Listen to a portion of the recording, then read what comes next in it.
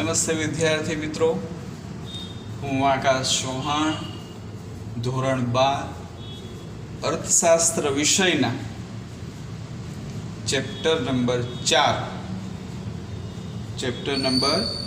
4 ના એક નવા મુદ્દા સાથે અત્યારે હાજર છું. ઓકે, સૌથી પહેલા તો આજનો આપણો પ્રશ્ન કે મુદ્દો શું છે તે સાંભળજો. આપણો આજનો પ્રશ્ન કે મુદ્દો છે અને એ છે નાણાકીય નીતિ વિશે જણાવો.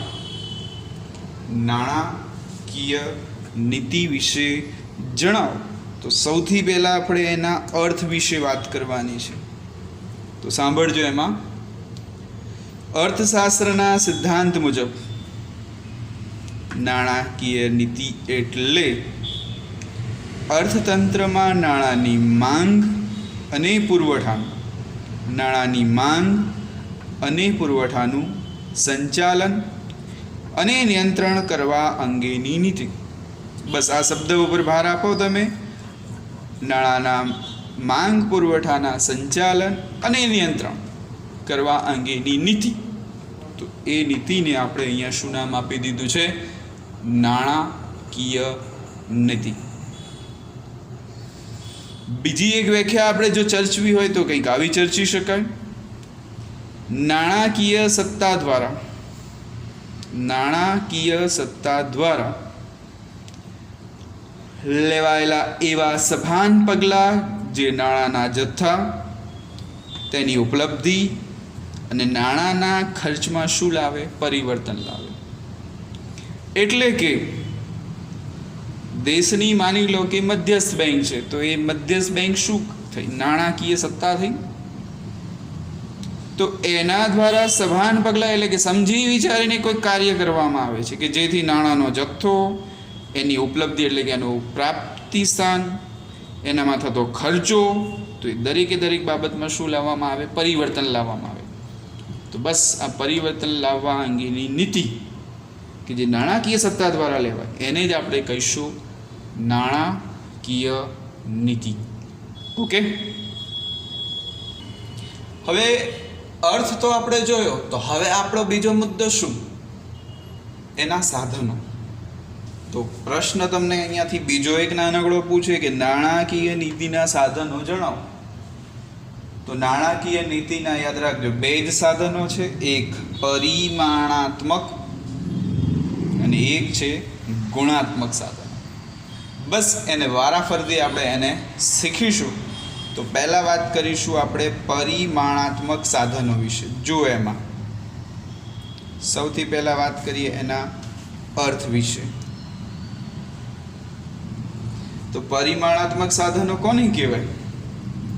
તો જે સમગ્ર અર્થતંત્ર પર એક સરખી અસર પહોંચાડે. મતલબ કે કોઈ એક કે બે નહીં, અર્થતંત્રના તમામ ક્ષેત્રોને જે અસર પહોંચાડતું હોય તો તેવા સાધનોને યાદ રાખજો પરિમાણાત્મક સાધનો કહેવાય છે. અથવા તો જો બીજું એક નામ આપવું હોય તો યાદ રાખજો સામાન્ય સાધનો પણ કહેવાય. બસ આ શબ્દ ઉપર ભાર આપો. સમગ્ર અર્થતંત્ર પર શું થાય? એની અસર થાય, એક સરખી અસર થાય. ઓકે, તો આપણો જે મુદ્દો ખરો પરિમાણાત્મક સાધન, તો એમાં પાછા કેટલાક પોઈન્ટ છે, કેટલાક મુદ્દા છે. એ મુદ્દાઓને આપણે એક એક કરીને ચર્ચીએ, જે તમને અલગથી એક ટૂંકનોટ તરીકે પણ પૂછાઈ શકે. અને એમાં જ એક મુદ્દો છે ને એ છે બેંક રેટ. ઓકે, બહુ સરળ મુદ્દો છે, તમારે ધ્યાન રાખવું. જો તમે બેન્કિંગ ક્ષેત્ર સાથે સંકળાવવા માગતા હોય કે પછી એમાં તમારે રસ હોય કામકાજ કરવામાં, તો આ મુદ્દો તમને ઘણો જ ઉપયોગી સાબિત થશે. ઓકે, તો ચલો વાત કરીએ આપણે બેંક રેટ વિશે. જ્યારે વેપારી બેંકો નાણાંની અછત અનુભવે ત્યારે આરબીઆઈ પાસે નાણાં ઉધાર લે છે. અને આરબીઆઈ વેપારી બેંકોને લાંબા ગાળાનું ધિરાણ જે વ્યાજ દરે આપે, તો બસ તે વ્યાજ દરને આપણે બેંક રેટ કહીશું. માની લો કે એસબીઆઈ છે, તો એસબીઆઈને નાણાંની શું છે? અછત અનુભવાય છે. તો તો એ બેંક આરબીઆઈ પાસેથી શું કરશે? નાણું ઉછીનું લેશે, ઉધાર લેશે, અને આરબીઆઈ એને નાણું ઉછીનું આપશે, પણ એ માટે ચોક્કસ શું લેશે? વ્યાજ દર લેશે. બસ આ વ્યાજ દરને જ આપણે શું નામ આપી દીધું? Bank rate. ઓકે, પણ ભૂલવું નહીં કે લાંબા ગાળાનું ધિરાણ હોય છે. ઓકે, હવે એમાં પાછું કંઈક નાનકડો મુદ્દો છે કે બેંક રેટ માની લો કે ખૂબ નીચો રાખવામાં આવે છે તો એને સસ્તા નાણાંની નીતિ કહીશું, પણ જો બેંક રેટ ખૂબ ઊંચો રાખવામાં આવે તો પાછું એને શું કહેવાય? મોંઘા નાણાંની નીતિ. નીચો હોય તો સસ્તા નાણાંની નીતિ, અને ઊંચો હોય તો મોંઘા નાણાંની નીતિ કહેવાય. થોડુંક વધુ આગળ વાત કરીએ એના વિશે. તો આરબીઆઈ બેંક રેટ વધારે, મિત્રો સાંભળજો, આરબીઆઈ બેંક રેટ વધારે ત્યારે વેપારી બેંકોને ધિરાણ લેવાનું મોંઘું પડે છે. વેપારી બેંકોને ધિરાણ લેવાનું શું પડે?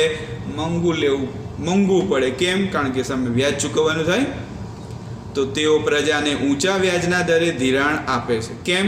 કારણ કે સરભર કરવું પડે ને, એકની પાસેથી લીધું હોય તો બીજાની પાસેથી આપીને. વ્યાજનો દર માની લો કે હવે વધે છે તો પ્રજા શું કરશે? ઓછું ધિરાણ લે છે. અને પ્રજા ઓછું ધિરાણ લે છે મતલબ શું? કે નાણાંનો પુરવઠો બજારમાં કેવો થશે? ઘટશે. કેમ ઘટશે? કારણ કે બેંક રેટ કેવો હતો? આરબીઆઈ દ્વારા વધારી દેવામાં આવ્યો હતો. તો આ ભૂલતા નહીં, બેંક રેટ વધારે તો નાણાંનો પુરવઠો શું થાય છે? ઘટે છે. ઓકે, પણ હવે માની લો કે તમે ઉલટું કરી દો કે અર્થતંત્રમાં ફુગાવાની સ્થિતિ હોય છે. ફોર એક્ઝામ્પલ તરીકે, તો આરબીઆઈ યાદ રાખજો બેંક રેટ વધારીને નાણાંનો પુરવઠો શું કરશે? ઘટાડશે. યાદ રાખજો, ક્યારે? ફુગાવાની સ્થિતિમાં. કોણ? આરબીઆઈ શું કરે છે? બેંક રેટ વધારે છે. કેમ વધારે છે? કે જેથી નાણાંનો પુરવઠો શું થાય? ઘટે, જેથી ફુગાવો ઓછો થાય. સરકારનો હેતુ નાણાકીય બેંકનો હેતુ આ જ હોય છે. પણ જો મંદી હોય ત્યારે પાછું તેનાથી શું કરી દે? ઉલટું કરી દે. એટલે કે બેંક રેટ વધારે છે તો ઘટાડી દે કે જેથી નાણાંનો પુરવઠો શું થાય? વધે. જ્યારે નાણાંની માંગ કરતાં નાણાંનો પુરવઠો વધુ હોય, યાદ રાખજો, નાણાંની માંગ કરતાં નાણાંનો પુરવઠો વધુ હોય ત્યારે જ શું સર્જાય છે? ફુગાવો સર્જાય છે. પણ ઉલટું કરી દો, માંગ કરતાં પુરવઠો ઓછો હોય તો પાછી શું સર્જાય છે? મંદી સર્જાય છે. બસ આને સંતુલિત કરવા માટે, ફુગાવાને અને મંદીને સંતુલિત કરવા માટે આરબીઆઈ દ્વારા જે કડક પગલાં લેવામાં આવે એમાંનો એક પગલું એટલે બેંક રેટ. જો તમારે સાદા સરળ અર્થમાં યાદ રાખવું હોય તો. ઓકે, એવો જ એક બીજો મુદ્દો બેંક રેટ પછી, અને એ છે રેપો રેટ અને રિવર્સ રેપો રેટ. પહેલાં વાત કરીશું રેપો રેટ વિશે. જો તમને મિત્રો હમણાં બેંક રેટ વિશેની માહિતી આવડી હોય ને તો આ રેપો રેટ અને રેપો રેટના આધારે રિવર્સ રેપો રેટ ફાવશે જ. ઓકે, એકવાર ફરીથી આગળનો મુદ્દો સાંભળી લેજો કે જેથી આ મુદ્દો સમજવામાં સુલભ રહે. ઠીક છે, સાંભળો હવે રેપો રેટ વિશે. જ્યારે વેપારી બેંકોને ખૂબ ટૂંકા ગાળા માટે, પણ ટૂંકો ગાળો એટલે કેવો? તો 1 દિવસ, 7 દિવસ, 15 દિવસ, તો એ ટૂંકો ગાળો થયો. નાણાંની શું પડે છે? જરૂર પડે છે. તો આરબીઆઈ પાસે નાણું લે, તો આરબીઆઈ જે દરે વેપારી બેંકોને નાણું ઉછીનું આપે તો ત્યારે આપણે તેને શું કહીશું? Repo rate. મિત્રો મેં તમને હમણાં જ વાત કરી ને, બેંક રેટ આવડે તો આ ફાવે. કેમ? કારણ કે બેંક રેટમાં શું હતું? આ શબ્દ ટૂંકો હતો અહીંયા, તો ત્યાં લાંબો હતો. ઓકે, બાકીનું બધું સેમ હતું, બાકીનું બધું સરખું જ હતું. માત્ર શબ્દ કયો બદલાતો હતો? લાંબો ગાળો, ટૂંકો ગાળો. લાંબો ગાળો હોય તો બેંક રેટ, ટૂંકો ગાળો હોય એમાંય પાછું 1, 7 કે 15 દિવસ, તો એ આ. રેપો રેટની વાત કરીએ થોડી, તો રેપો એટલે રીપર્ચેઝ રેટ. યાદ રાખજો, રેપો એટલે શું થાય? રીપર્ચેઝ રેટ. થોડીક વધારે માહિતી મેળવીએ એની. ફુગાવાના સમયે આરબીઆઈ રેપો રેટ વધારે છે. ફુગાવાના સમયે આરબીઆઈ રેપો રેટ વધારે છે, જેથી વેપારી બેંકોમાં ઓછું ધિરાણ લે અને પ્રજાને સામે ઊંચા દરે ધિરાણ આપે. આમ પ્રજા શું કરશે? ઓછું ધિરાણ લેશે અને નાણાંનો પુરવઠો શું થશે? ફુગાવો શું થશે? ઘટશે. તો જુઓ, હમણાંની જ પોલિસીને અહીંયા રિપીટ કરવામાં આવી, પણ સમયગાળો કેવો હતો? અહીંયા ટૂંકો હતો, એ ભૂલવું નહીં. આ ફુગાવાની વાત કરી, પણ માન લો કે મંદીનો સમય છે તો આરબીઆઈ પાછો રેપો રેટ શું કરે છે? નીચો કરે છે. કેમ? તો હમણાં માહિતી તમને આપી તે. ચલો, આ વાત કરી રેપો રેટ વિશેની. થોડીક આગળ વાત કરીએ, એમાં રિવર્સ રેપો રેટ. તો મિત્રો, જો તમને રેપો રેટ આવડી ગયો તો રિવર્સ રેપો રેટમાં માહિતી ઉલટી થઈ જાય. હમણાં વેપારી બેંક આરબીઆઈ પાસેથી લેતી હતી, તો અહીંયા જુઓ તમે શું થાય છે. તો જ્યારે આરબીઆઈને ટૂંકા ગાળાનું ધિરાણ જોઈએ ત્યારે તે વેપારી બેંકો પાસેથી ધિરાણ લે છે.